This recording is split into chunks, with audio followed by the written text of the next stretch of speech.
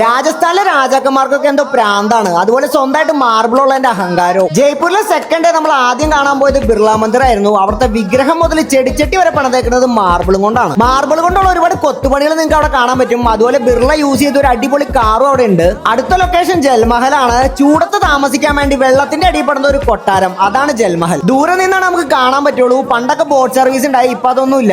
ജൽമഹലിൽ നിന്ന് അടുത്ത location amber fort ആണ്. 400 വർഷത്തോളം പഴക്കമുള്ളതും ഇന്ത്യയിലെ ബിഗ്ഗസ്റ്റ് ഫോർട്ടുകളിലൊന്നും ഇത് തന്നെയാണ്. റാണിമാർ എന്താ ആഗ്രഹം പറഞ്ഞാലും അതിന്റെ ഇരട്ടിയായിട്ട് സാധിച്ചു കൊടുക്കുന്ന രാജാക്കന്മാരാട്ടോ ഇവിടെ ഉള്ളവര്. അതിന്റെ എക്സാമ്പിൾ ആണ് ഈ കാണുന്ന ശീഷ് മഹൽ. കംപ്ലീറ്റ് ഗ്ലാസ് കൊണ്ടാണ് ഈ ശീഷ് മഹൽ നിർമ്മിച്ചിരിക്കുന്നത്. നെക്സ്റ്റ് ലൊക്കേഷൻ വരുന്നത് ആംബർ ഫോർട്ടിന്റെ തൊട്ടടുത്തുള്ള ജഗത് ശിരോമണി ടെമ്പിൾ ആണ്. അധികാരം പോകാത്ത ഒരു സ്ഥലം കൂടിയാണത്, അതുകൊണ്ട് അധികം തിരക്കില്ല. ഇവിടെ നമ്മുടെ നെക്സ്റ്റ് ലൊക്കേഷൻ നഹരംഗ് ഫോർട്ട് ആണ്. രാജസ്ഥാനിൽ തന്നെ ഏറ്റവും അടിപൊളി സൺസെറ്റ് കിട്ടുന്നത് ജയ്പൂരിലെ നഹരംഗ് ഫോർട്ടിലാണ്. അവിടെ നിന്ന് സൺസെറ്റും കണ്ടിറങ്ങി നൈറ്റ് ഹവാമഹലിന്റെ വ്യൂവും കണ്ട് ജയ്പൂരിന് ജോധ്പൂർക്ക് നമുക്ക് ട്രെയിൻ കയറാം. ജോധ്പൂരിന് വിശേഷം നമുക്ക്